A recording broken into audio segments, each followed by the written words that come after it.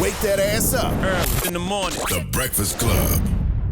Morning, everybody. It's DJ Envy, Angela Yee, Charlamagne the Guy. We are the Breakfast Club. We have a special guest joining us this morning. Goes by the name of Mikey Moran. Did I say that right? Yeah, perfect. Welcome. Author of Fearless Beauty, also an entrepreneur and the founder and CEO of Private Label Extensions. I needed extensions, but I don't need them anymore. It's a little too low. So talk about your business a little bit. What is Private Label Extensions, and how did you get started? Yeah. And hold on, before you even do with that, you know we're partners in Private Label in Detroit. I was going to let him say that. I was going to let him announce it. You Talk just about made the it company seem first. like it's just Mikey, Can he start this the guy. company? Can he start his thing first and then say how he got in touch with you and how y'all That's partnered important. He up? is really a special guest. Okay, Mikey, now start. Goodness Yeah. gracious, she just wants all the shine. Oh how my do you work with gosh. her? I can see her being bossy. She had a little bit too much of that Brooklyn roasting coffee this morning. I think she's fired up. It's bossy. kicking How do you in. work with her. Yeah. Oh no. Working with Angela it's phenomenal. That's it's phenomenal. right.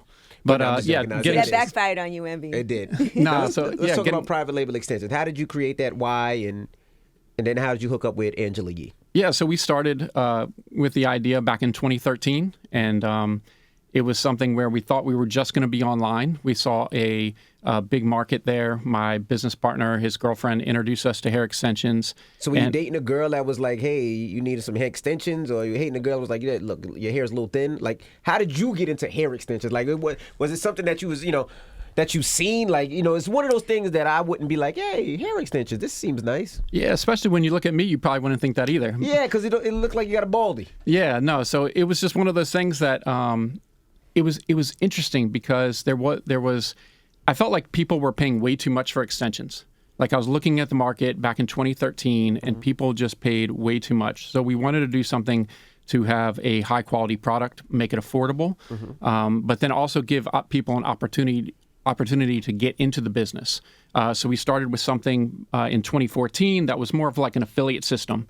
And then we made a pivot in 2016 where we really focused on building businesses for other entrepreneurs. And that continued to grow with a bunch of different services to make it easier for them, from branding, drop shipping, wholesale supply, pretty much A to Z, one-stop shop.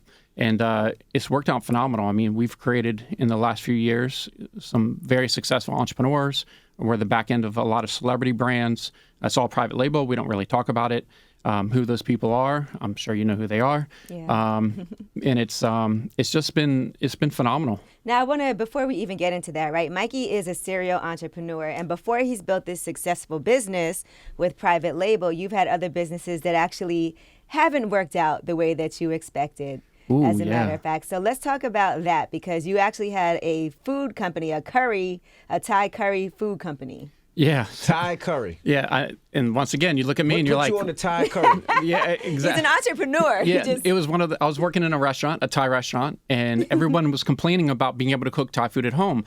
And I was like, what's going on with this? And I said, this is maybe a big opportunity. So I worked with some manufacturers in Thailand, right outside of Bangkok, in a city called Chonburi, where they do a lot of food manufacturing. And we created the first packaged Thai curry sauce ever to be sold in America. And this was back in 2006.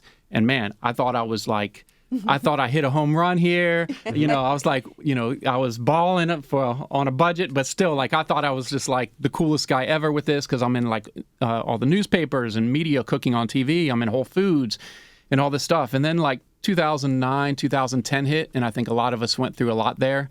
And when I tell you I got wiped out, like negative bank account, credit's gone, borrowing money from my mom and grandmother, and that's when I'm in my early 30s. And you don't want to call your grandmother in your 30s and be like, hey, grandma, can I borrow some money? Like, it was rough. So how did you get the money to create that company? Like, what was it, loans, or was it borrowing? Was it, crowdfunding, or?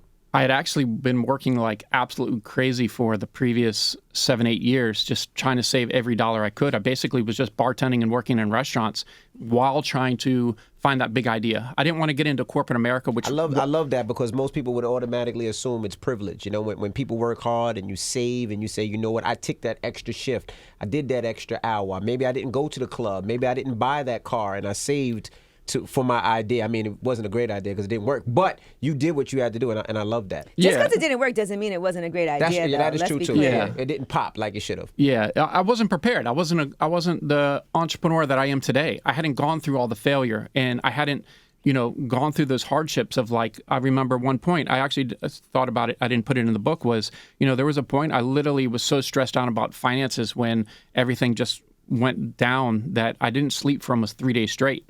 And so when I started doing a couple other businesses and when I got into hair, I said, this is it. I'm not making these mistakes. I'm a different person now, a different entrepreneur. And I think that's something that a lot of people don't realize, that when you fail in business, that's a stepping stone towards success. Correct. Right? Because most people don't talk about their failures, but every entrepreneur that's been in here, or they've definitely failed at a lot of things. And I usually say, hurry up and fail and get it out of the way and learn from it. That's a great experience. And then you can start doing something more successful. I thought I was. I remember you had that car wash, Yeah, and then Hurricane Sandy hit. Hurricane Sandy hit, and then not only that, one of my employees pulled the vacuum off, and then the vacuum fell off and hit somebody's car, and then I had it was all bad, man. It was bad. But now let me ask you, what went wrong with the tie business? What would you say if you had to do it over? What would you do differently? Well, it was interesting. I was making money, and pretty decent money, and I just thought it would keep coming. I thought it would just keep happening, and I didn't really save like I should have. I didn't really focus on building out the business. It's because I really didn't know how to at that point. So it was one of those things where the U.S. dollar didn't help. It went from, I was paying in Thai baht, so it was 40 baht per dollar, and it went down to 28. And the food business is low margin, high volume, and I just got squeezed. And then I held on too long because I was like, this is my baby. I got to keep this going. And I just, I wrote it all the way down. I don't understand. It's not like Thai goes out of style. Like, people still cook with the sauce, so you would see, you would. It's the business side of things, like you just said, the value of the Thai money versus the dollar. So you were still moving product, but you just weren't making as much money. You couldn't make any money, because Whole Foods takes a huge cut. Yeah, and I was saying that earlier today. I was talking about Chrissy Teigen and how she's going to be selling her products through her e-commerce site, because it was at Target and at Macy's, but with distribution, it takes so much money that sometimes you think it's a great thing to be in stores until you realize how much it lowers your margin. Yeah, she's going direct to consumer, which her margins are going to be... That's always the best margins. Yeah, and actually, I was selling the Thai food online. You think about 2006, people weren't selling food online in 2006, and here I am like trying to sell food online in 2006, and it worked for a while, but e-commerce is a lot different back then relative today. It's a much easier to get in, which is... It's beneficial for people. Like, if you're listening to this and you're a young entrepreneur and you want to get in, selling online, it's really easy. Shopify makes it really easy. But you also have to remember, because the barrier of entry is so low, it's easy for so many people to get in. So you have to be dead serious about what you're doing when you get into the business. Now, let me ask you this. You talk about this in your book, Fearless Beauty. And do you expect your friends to help you when you start a business? And should you expect them to help you and buy your product? Definitely not. Do not start a business because you think your friends are going to support you. It's not going to happen. Once your brand becomes popular, if you can get it there, then all of a sudden everyone wants to be your best friend. Everyone wants to buy from you. But when you first start off, friends and family, I don't know what it is. We talk about it in my Start a Hair Business Facebook group all the time. I have 37,000 entrepreneurs in the hair industry. It's the largest group on Facebook that I've posted in every single day for 8 years straight, multiple times a day. And we talk about these topics all the time. And, people get in there and they get frustrated and they're just like, I started this and my friends wear hair and they're not buying it, and my family's not wearing hair, they're not buying it. And I said, look, and then everyone kind of knows this is common. It's not just in the hair industry, but many industries. It's very hard to get family and friends support. I just don't think, because most of them have never been an entrepreneur, that they don't know the struggle of entrepreneurship and how difficult it is. So they really don't understand at like the level that we understand as business owners. We understand how difficult it is. And just that little bit of support can go a long way. So, I think it's real important to be able to support your friends and family, but it's so hard to get. Right. Now, what about research? Because that's one of the main things I always talk about, because, I'm kind of a serial entrepreneur also. And then we're going to talk about how we ended up working together. But it's so important for people to research, right, when it comes to business. You've been here in New York now for a few days, walking around, seeing things, studying other businesses, why they're successful, why some businesses aren't successful. So tell us about that process. Yeah, you have to be a detective in business, right? Like, we're doing okay, and we're still small, medium business. So what I did is I came early and I'm walking around, New York, because that's where a lot of the trends are happening. And I'm just looking at storefronts. And a lot of people thought that it was like, oh, are you opening up a store there? And I was, well, eventually, me and Angela probably open a store in Brooklyn or something like that. But to get the ideas of people that are spending tens of millions of dollars on researching what a storefront should look like, what the lighting should look like inside a showroom, how things are placed. And literally, I spent the last 2 days walking about 20,000 steps a day, just walking, going in all these showrooms, looking around. And, it's not something where you're going to try to steal an idea, but you can take what they've done and kind of implement it into your business, because these are the successful people. Mm-hmm. These people that are making it. These are people like in Soho that are losing millions of dollars a year just to have their brand there from a marketing standpoint. So it's something that, when you're going into stores, really spend time and look around and see why they're doing certain things.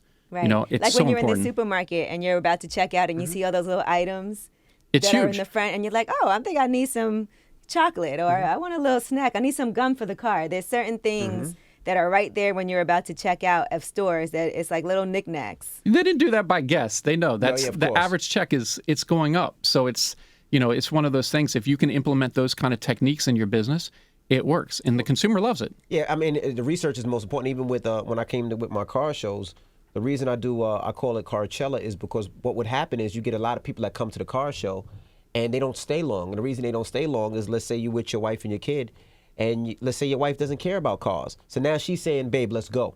And your kids are like, Dad, I don't care about cars. But now if I bring Carcella, where it's a car show, it's an amusement park. So now your kids want to play in amusement rides all day. And then what we do is we do facials, massages, hair braiding, manicure, pedicure. Now women are like, all right, you know what?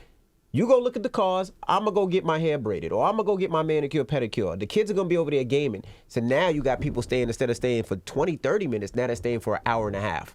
And it attracts more. But it took me going to a zillion and one car shows to be like, I just don't want to cater to just men. I just don't want to cater to just women. I just don't want to cater to kids. I want to cater to everybody. And it's doing pretty good. So yeah, you're a smart entrepreneur. You're focusing on the experience, and a lot of people forget about the experience of what happens when someone walks in the door. Right. Like when Angela and I talk about this all the time. When someone walks into a private label store, like it is an experience. We have fantastic customer support. We are really focused on the consumer. Our consumer usually, I don't feel like gets treated really well when they go shopping a lot of times. absolutely not. And it's one of those things. If you work for private label, it's not easy to get a job there because we're dead serious. We take very good care of our staff financially, and it's one of those things where they walk in and we kind of want to be like the Chick-fil-A of hair. Perfect. That's perfect. And that's the same thing with the, Without running out of sauce. Yeah, without running out of sauce. But that's what makes Chick-fil-A so great, is because they're so nice. And even with the car show, my whole idea was, if you pay $20 to get in the car show, all you're expecting is a car to see. But now if I bring an experience, and there's video games, there's face painting, there's balloons, there's a celebrity, which I didn't announce, but I know that they're coming. All right, I'll be there. You pay $20 and now you get to take a picture with Yee, or you get to take a picture with 50, or whoever's going to be there. It's like, wow, I just paid $20 and I got all of this. So what happens? You want to come back next year. You want to come back. You want to support. You want to leave a comment that says, I had so much fun. And you can't beat that, Now, Mikey, you were talking about entry into this business, right?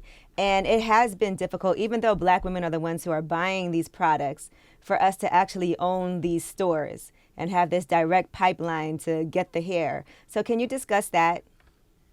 Yeah, what's made us successful is the supply side in building the relationships.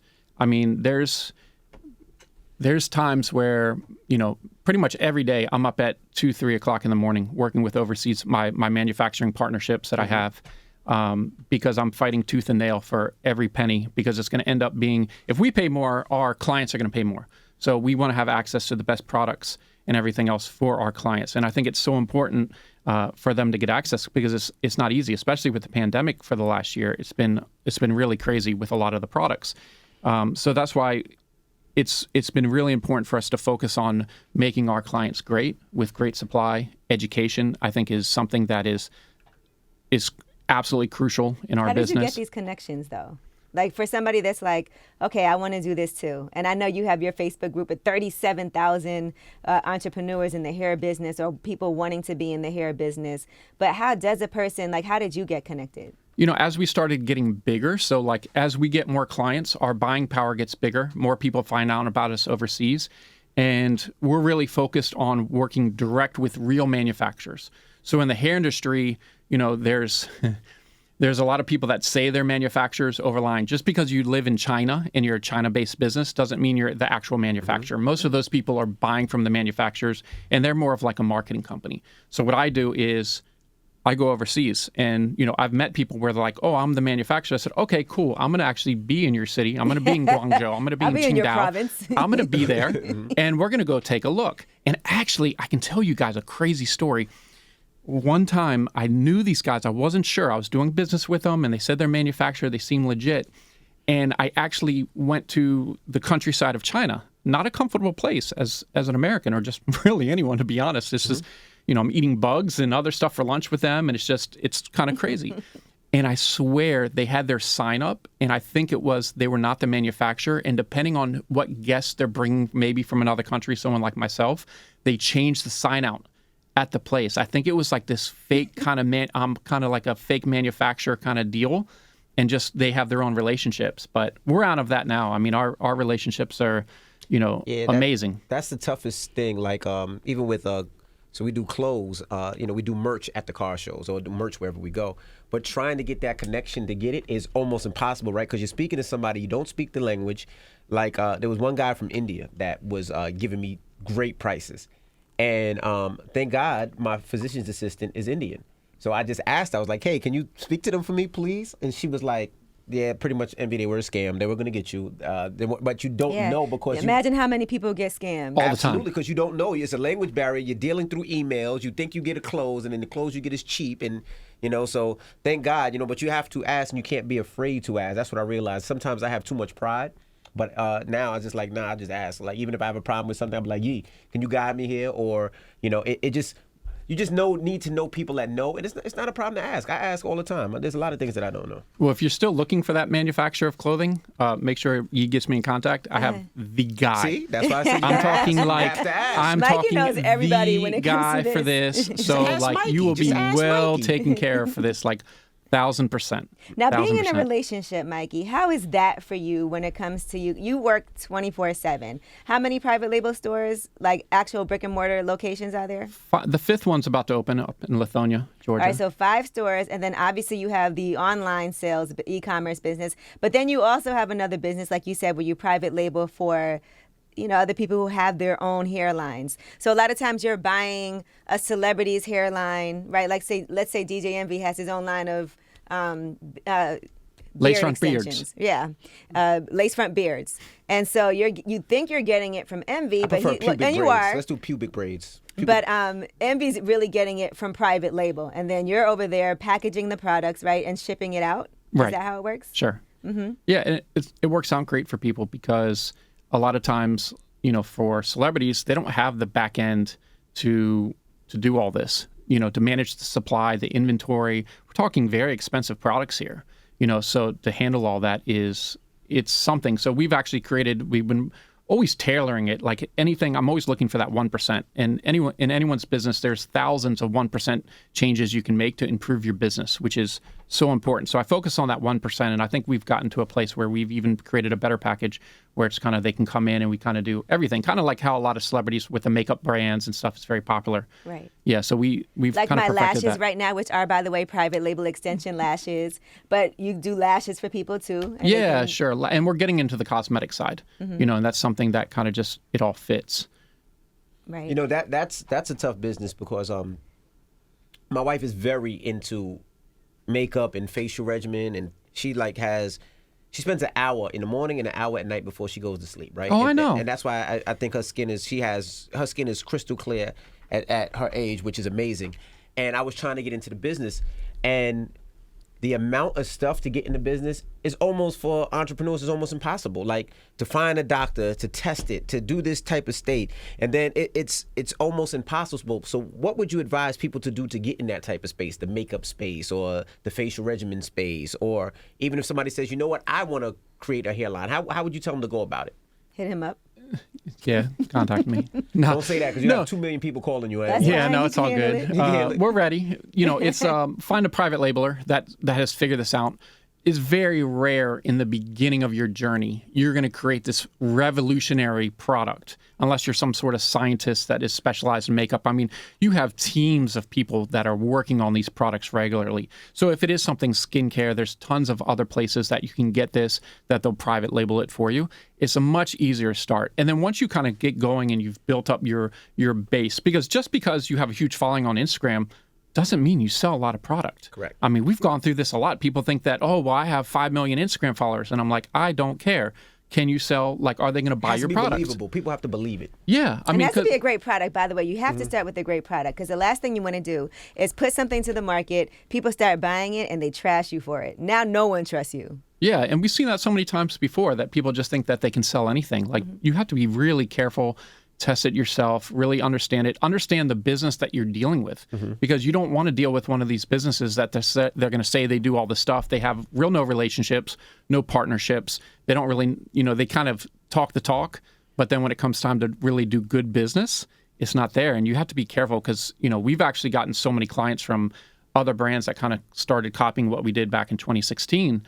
And, their brand, they have something like a similar system to us, and literally we'll get a huge inflow of people within a week. And I'm like, what's going on? So we'll reach out to them. Someone like, hey, it looks like you were in the industry before. What's going on? And they're like, oh, I worked with XYZ company. And literally overnight, they were just gone.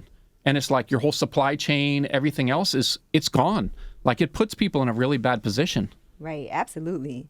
Now, let's talk about how we met and ended up doing business together. Well, before you do that, I just have one other question. And after that, we have to go. But I was going to ask you, when you have like a company like facial regimen, stuff like that, like let's say a Tatcha or whatever, is that stuff, I want to say, I guess, trademark or patented? Because it's really just ingredients. Like, if I want to make a hand, let's say hand sanitizer, I mean, all the stuff is pretty much the same. So you could pretty much copy what they're doing, correct? Oh, for sure. I mean, any But they product. can't patent a 2% chia, 3% lotion or whatever it is. Nah, very difficult to do. I mean, it's just one of those things that really any product, at the end of the day, any product, anyone, it's not hard to make what's in your hand right now, right? But the hard part is the branding, the relationships, getting it in stores, everything else. So, that's why just because you have a great idea doesn't mean it's going to work, because there's a million other things that you need to do to get that to work. Gotcha. And what were you saying, Yi? No, I was saying the way that we actually met. You want to talk about that, Mikey? Yeah, so we met a couple years ago, and it was great because Angela did our radio ads, and she was the voice of our radio ads, which worked out really well for us. And so we did that, and I don't know, we had a call. I think I was down in Curacao, and I was like, relationships are so important for me in my business, right? Like vendors, I don't care what country you're in. Before we do business with you at this point, I'm going to where you are. I'm meeting you. So Angela, I said, okay, I know she's doing our radio ads, but I don't want her to think that we're just another hair company, because we're not. We do a ton of other stuff. And I said, I need to speak with her and just really kind of go through that with her, and for her to have a higher level of understanding of what we do, our community support that we have. We have we do a lot for the community, and just for her to really understand, just in case anyone ever asked. So it was great. We did that, and had a great phone call, and I was just like, wow, Angela's like a great person. And Mikey offered me help on other things. He was like, and because he's really big, and this is so important too when it comes to e-commerce and targeted ads online, and making sure that you do that, because a lot of people don't do that also when it comes to whatever it is, their product or their store location. And so he was offering me help with other products that I had that I was doing. Yeah, when you find great people, if you're at the point where you can give a little time, it's good to do it. So then we went to your podcast. We went to Lip Service when they were in Atlanta, and then we met, and then we actually hung out, and she drinks tequila, I drink tequila. So I said, wait, this is a great person. And I actually just threw it out there. I said, have you ever thought of opening, getting into the beauty space? And she goes, I haven't really, but I would love to. And we stayed in contact for probably over a year and a half. And I said, if you want to do something in Detroit, I'll be down for that. So I sent her a text, and this is what I really liked is I like to work with serious people. Because I work my butt off. My team works really hard, so we don't want to bring someone in to alienate that. And I text Angela on it was like a Tuesday, last year, and I said, hey, Angela, I would love for you to come down. I'll show you my sales. I'm like going to show you the stuff. It's not just I'm going to send you something and it can be like Photoshopped. Or I'm showing you the real deal. She texts me back, okay, give me a second. And then like 30 minutes later, she texts me back. She's like, I'll be there Friday. And I was like, oh, Angela, serious. When she wasn't coming to work. Yeah. This wasn't during. Was this during? No. Was it during? Oh yeah. It was during the pandemic. So she was serious, and she came down. She saw the numbers. I said, look, let's do something in Detroit. And our Detroit store is. It's like walking into a Gucci. I mean, it's beautiful, beautiful store. Chandeliers in the bathroom, I'm sure. Yeah, no, it's he knows because beautiful. we have a juice bar together, and I have chandeliers in the bathroom. Oh, she loves the chandeliers. Oh my God, yeah, I know. Yeah, all that. We had a whole chandelier discussion. Oh yeah, yeah. I knew it. But one thing I will say, and I know, Mikey, you have to get out of here. But one thing I will say is that we both work super hard, and that is so important. And partnerships, I think, are really important, and it's really important to find somebody that can balance that with you too. That's just as serious as you are. I know we've all had bad experiences working with people, and things haven't turned out the way that you expected or anticipated. That's why agreements are really important. But it has been amazing, and I do appreciate the guidance that Mikey's given me and so many other entrepreneurs, too, that want to be in this space. He's not hoarding the information. That's why Fearless Beauty is an important book for people to read, because he has everything in that book that you need to know to start a beauty business. Yeah, for sure. I didn't hold anything back, like my failures. I talk about it, being absolutely broke, horrible credit score, everything. It's like a lot of people are in that position, especially right now coming in, going through the pandemic. But there is hope. Actionable steps you can take to have a successful business. It's definitely there, and the reviews and everything for the book have been fantastic because they feel like I can really connect with them. That it's not just somebody gave me like millions of dollars and stuff. We still have to this day haven't got any funding. You talk about the nice car. Like just last year, I finally got a car. I drove my same 14-year-old box Scion because I was like, the business always comes first, and like those kind of things I talk about in the book where. Don't get sucked into the Instagram highlight reel when you're a small business. If you have the funds, okay, cool. Or if it's for your image, okay, I get it. But for most entrepreneurs, look, it's not going to help you. I agree. All right. Well, we appreciate you for joining us, Mikey. Fearless Moran. Beauty. Thank you. Fearless Beauty. Pick it up right now. And thanks for joining us. Yeah, thank you so much, guys. All right. Now, I need some hair, so, hook me up. We got you. Do. All right. It's the Breakfast Club. Good morning.